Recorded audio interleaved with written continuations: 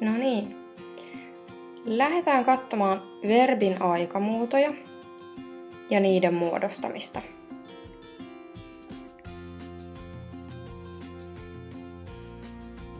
Ensimmäisenä infinitiivi, eli verbin perusmuoto. Suomeksihan verbin perusmuoto on esimerkiksi tapahtua, tehdä. Ja niin kuin tuosta oikealta näet, siinä on börja-verbin taivutus.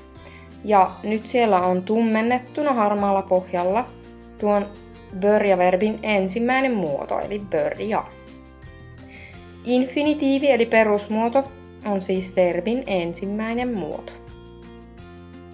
Ja se päättyy yleensä aina A-kirjaimeen. Tästä poikkeuksena tietenkin ne kolmosryhmän lyhyet verbit. Infinitiivi ei koskaan esiinny yksin lauseessa, vaan se tarvii aina mukaansa sinne lauseeseen jotakin muuta. Me ei suomeksikaan sanota minä alkaa tehdä jotain. Usein infinitiiviä edeltää at-sana. Eli det är trevligt att komma. On mukavaa tulla. Ja tässä lauseessa siis se at komma on se perusmuoto tulla. Sen lisäksi infinitiiviä käytetään usein apuverbin kanssa. Eli apuverbin jälkeen se pääverbi, joka kertoo mitä tapahtuu tai mitä joku tekee, on infinitiivissä eli perusmuodossa.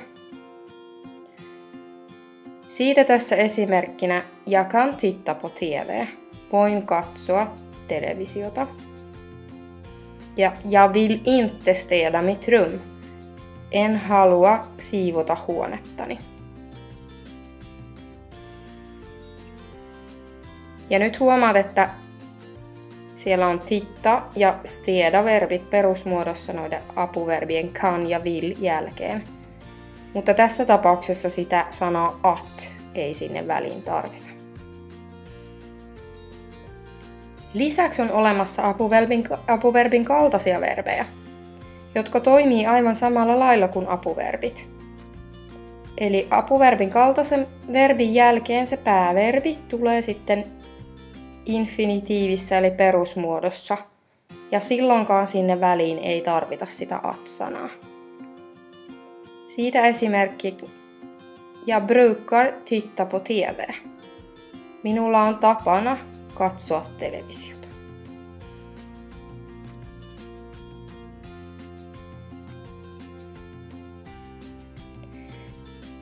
Ja sitten ensimmäinen varsinainen aikamuoto on presens. Ja presens kertoo, mitä tapahtuu, mitä joku tekee. Eli presens liittyy siis aina nykyaikaan. Ja nyt jos katsot tuota börja-verbin taivutusta tuolta oikealta puolelta, niin huomaat, että siellä on tummennettuna verbin toinen muoto, börjar. Eli presens on aina se verbin toinen muoto, ja se päättyy aina kirjaimeen R. Esimerkiksi jag tittar på TV. Katson televisiota. Tai jag städar inte mitt rum. En siivoa huonettani. Sen lisäksi, että presenssiä käytetään tästä nykyhetkestä puhuttaessa, sitä voidaan käyttää myös silloin, kun me kerrotaan jostain, joka on tapahtumassa tulevaisuudessa. Ja silloin sinne usein liittyy joku ajan määrä, joka viittaa tulevaan. Tässä esimerkkilauseessa esimerkiksi imorgon reser jag till Lahtis. Huomenna matkustan Lahteen. Se huomenna ajan määrä viittaa siellä tulevaisuuteen, eli huomiseen.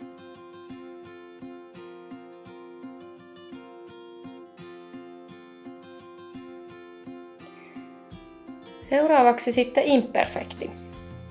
Eli imperfekti kertoo meille, mitä tapahtui tai mitä joku teki.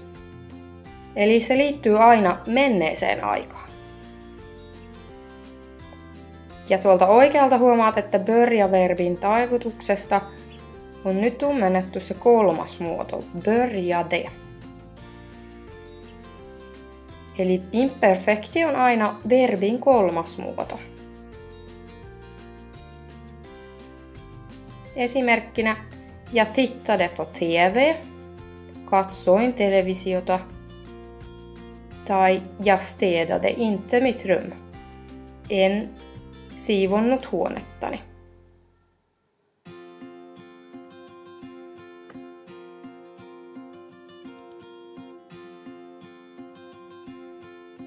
Sitten mennään perfektiin. Perfekti kertoo meille, mitä on tapahtunut tai mitä joku on tehnyt. Ja nyt huomaat tuolta börja-verbin taivutuksesta, että siellä on tummennettu nyt tuo verbin viimeinen muoto, eli 4. muoto. Sehän oli nimeltään myös supiini.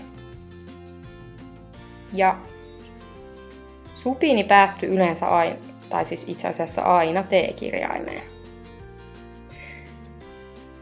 Ja nyt niin Ruotsissa kuin Suomessakin perfektillä on 2 eri osaa.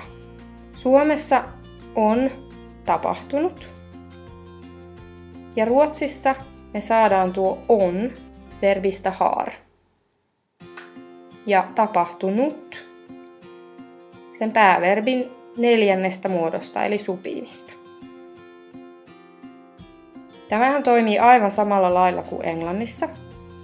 Mutta on paljon helpompaa, koska sun ei tarvi edes miettiä, että kuka tekee jotain, vaan aina käytetään sitä samaa har-verbiä, ihan sama kuka siinä lauseessa tekee jotain.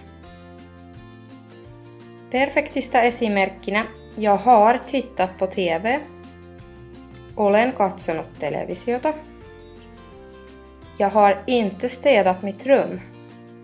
En ole siivonnut huonettani.